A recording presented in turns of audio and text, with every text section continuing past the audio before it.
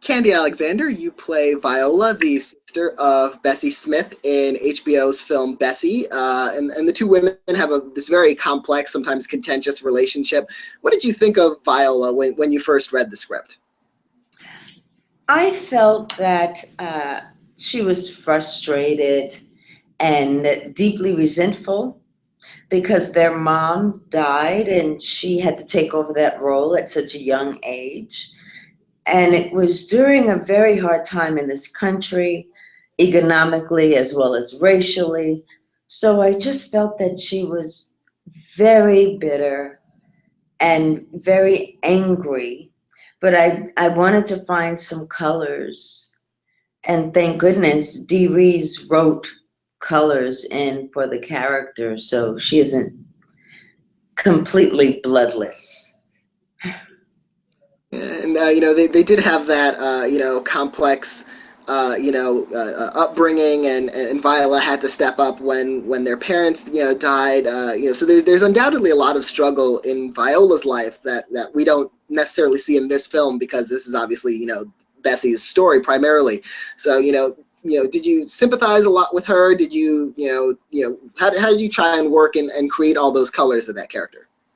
The great thing was Dee Rees brought Latifah and I together for a rehearsal period. So we were able to create a backstory that worked for each of us, that didn't have dialogue. First we did a backstory that included dialogue, and then we were able to internalize it so that once we got on set, because we had a limited amount of time to film, we were able to, without words, have this connection through the rehearsal period that Dee had given us to create an intimacy that allowed us to, kind of put the glue there. With a lot of so much family history there, and a lot of real life family history, of course. How much of this story, if any, did you know before going into the film, and what kind of research or preparation did you do to sort of to get into these characters' mindset? Well, there's a lot written about Bessie Smith.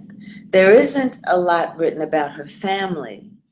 So I read as much as I could about Bessie, as well as listen to her fabulous music, and spending time in Georgia, going in the backwoods of Georgia to get a sense of what it really felt like living there, because I'm a New Yorker.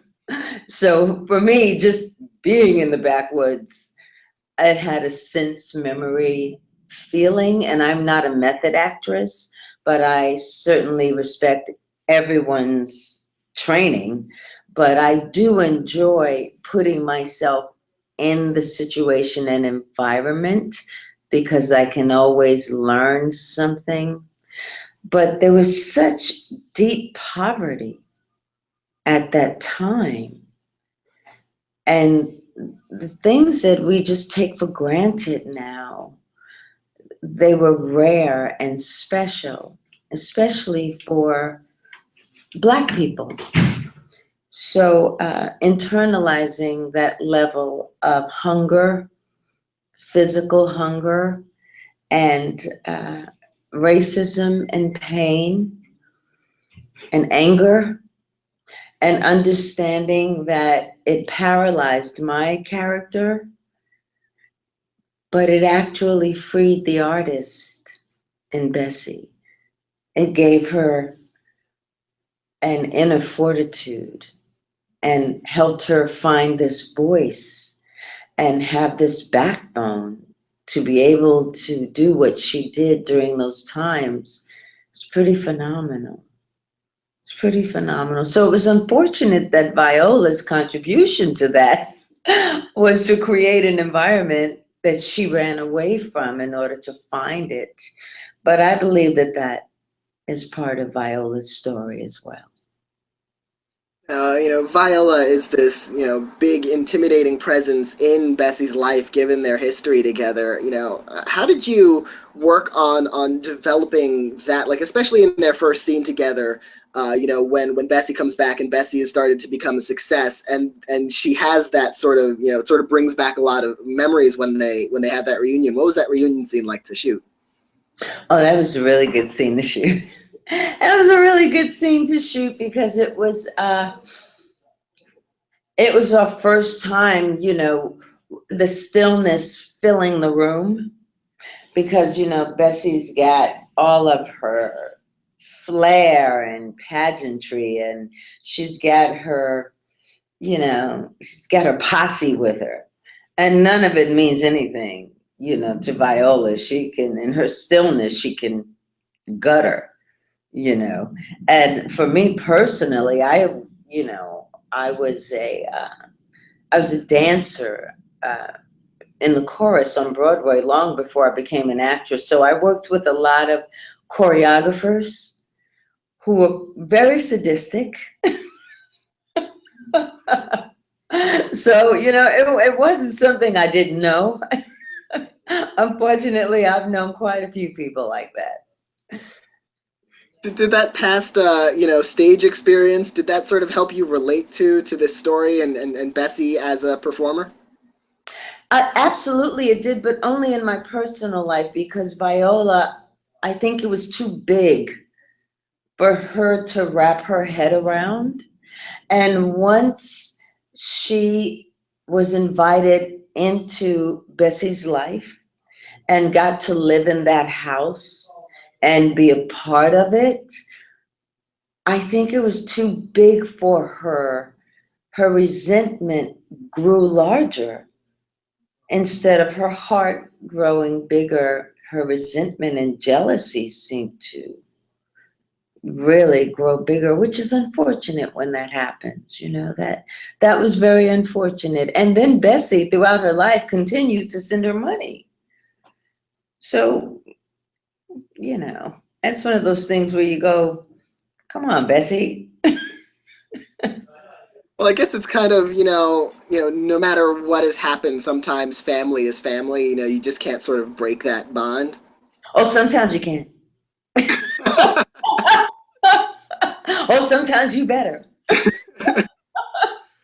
Oh, well, and when she buys that house, of course, that's such a big turning point for Bessie's life and for her relationship with Viola and so many others in her life. What was that like, for you as an actor, entering that dynamic, going from, these one-on-one scenes with Bessie and suddenly playing, this role, among so many of the other different influences and characters in Bessie's life?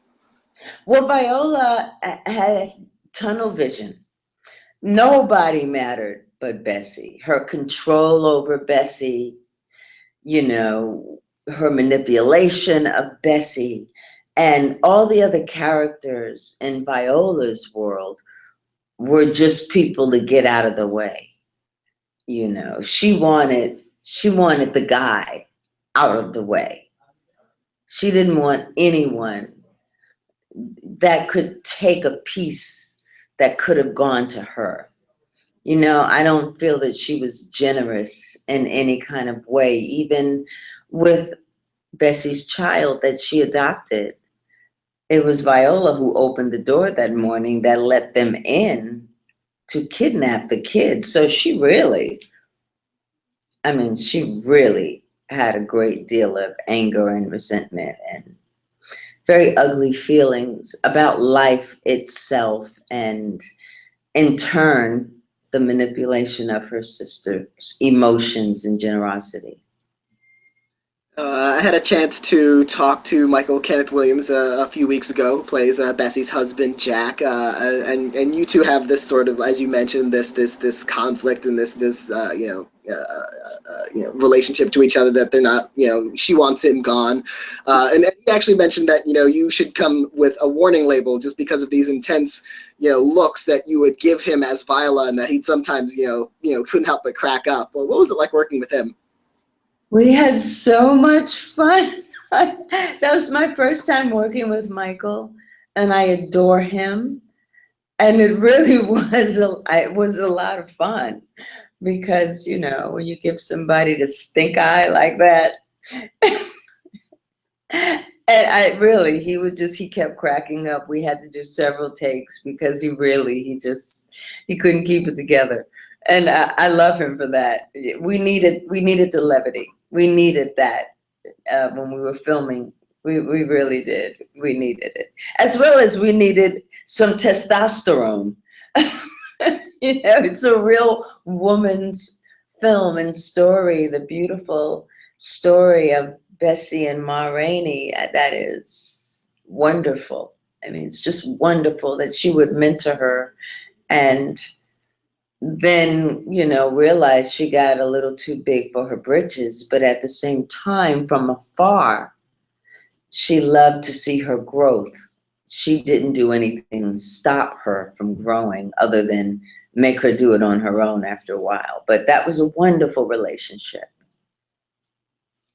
It's so interesting to think of those two influences on Bessie's life, because Viola and Ma Rainey have such a big place in her life, and such different kinds of relationships with her, and if I remember correctly, Viola and Ma Rainey don't have any scenes together, but I was what do you think they would think of each other, just given their different kinds of relationships and bonds with Bessie? That was unfortunate that I didn't have one scene with Monique, with Ma Rainey. That would have been wonderful. But I don't think they would have met. I don't think. I think, first of all, Ma Rainey would have sized her up immediately. Immediately would have gotten Viola and then gotten Bessie away from her as soon as possible. But I think that she probably would have made her a cup of tea with a little bit of rat poison in it. She would have gotten rid of her too. They would have both been fighting for Bessie's soul, Well, that seems like a really good segue to talk about your other big role this season. As on Scandal as Olivia Pope's villainous, murderous mother, Maya, which seems so different from a lot of the other roles you played. Or considering Viola, maybe she isn't all that different. Like what is it like on set for Scandal compared to something like Bessie? It's really different when you do a film. Because you have a beginning, middle, and an end, and you know where you're going, so you can, figure out the temperature and your beats. It's nice, it's completed when it's done. The wonderful thing about doing a television series is that you're constantly exploring all these different worlds that you're invited into with all these different people, and you never know. You absolutely never know from week to week where you're going or what you're doing. So that can be very exciting as well. But they are two different beasts. They really are. Maya comes from a world of absolute materialism. She will kill for money. Money is the only thing she loves as much as her daughter. And I think it would be a toss-up. There might be a toss-up there, but I know she loves her daughter very much, and I know she loves money very much. I don't think Viola ever had more than $3 or $4 in coins in her life. I don't think that's where her power or her life was about, or that she ever thought she'd get out of the environment she was in. Whereas Maya, there's no question she's getting out. There's no question, And she did actually, like, she spent most of this past season, a prisoner, and then at the end of the season, she makes a deal to get her freedom back. Do you know if we'll see more of her next year, or to what degree? How much we'll see of her? I'm not telling you anything. You will have to tune in. But I will say I got the chance to work with Jeff Perry, Cyrus, and that was very cool. That was very cool. I'm slowly having the opportunity to play with different cast members, and I'm really enjoying myself a lot. Yeah.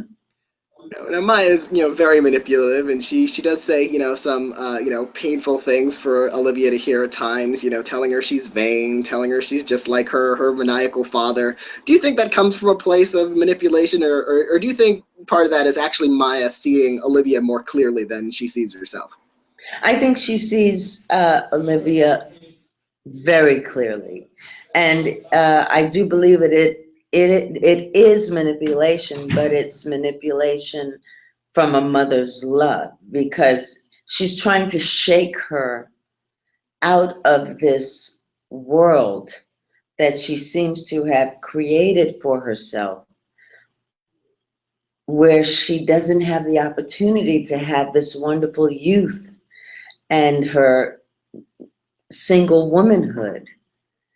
And she spends a lot of her time taking care of everyone else. Now, like any mother, it really isn't her business, you know? But, mothers think that they get the opportunity to run your life. So it's a mother's love that's gone haywire. But I do think she has a best interest at heart, even if it's not necessarily fair. It's not fair. I think she should be able to run her own life. But, like I said, any mother wants the best for a child. So she's going to stick her nose in where it's not wanted. You went into Scandal coming off of this naturalistic, sort of social realist show Treme on HBO, where you were on for 4 seasons, and how was that change for you as an actor, sort of adjusting from that into this very heightened world of murder and intrigue? That's a good question. That's a really good question. I guess it's part of being an actor and enjoying doing completely different roles, which is something I've craved, to just be able to do a vast amount of work that's different from the things I've done before. It was certainly a joy to have the opportunity to spend time with the people in New Orleans, to get to know many of them personally that I still remain friends with. And I met several doctors that I still stay in touch with. And one of the things that each of them told me when I was there doing research is how much tranquilizing medication they were having to dispense in order to keep people together after Katrina, because they had been so traumatized. And so now that people are slowly getting their emotional lives back together, along with their physical lives, I think of them and I pray for them.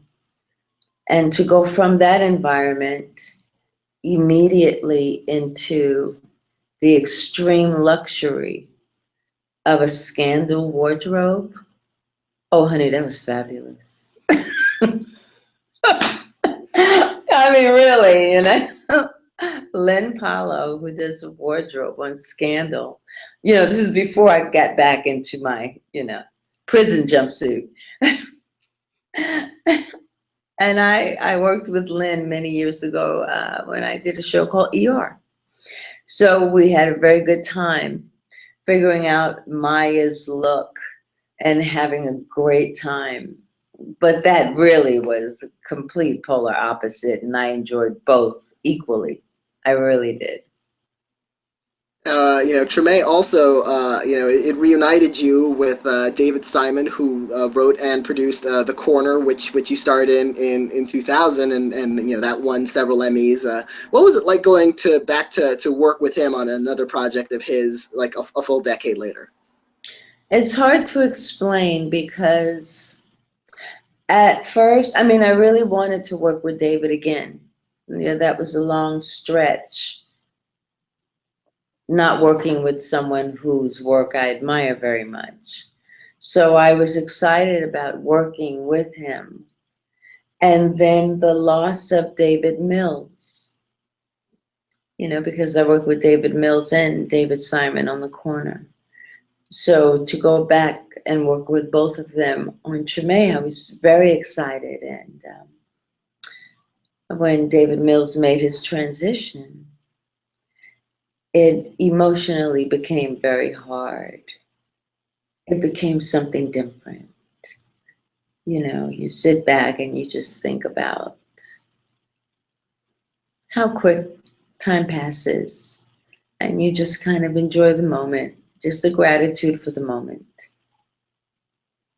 Did that make it feel like, Treme in as much a sense as sort of a tribute to him, as much as it was just sort of a a show you were doing? I think maybe I'll feel that way in a few more years, but it was just so raw, you know. And Fran, the woman I played in The Corner, her son DeAndre, he died while we were filming, and 3 months later, her husband, who Michael K. Williams played in The Wire, Omar, his real name was Donnie, he passed away. So that entire experience,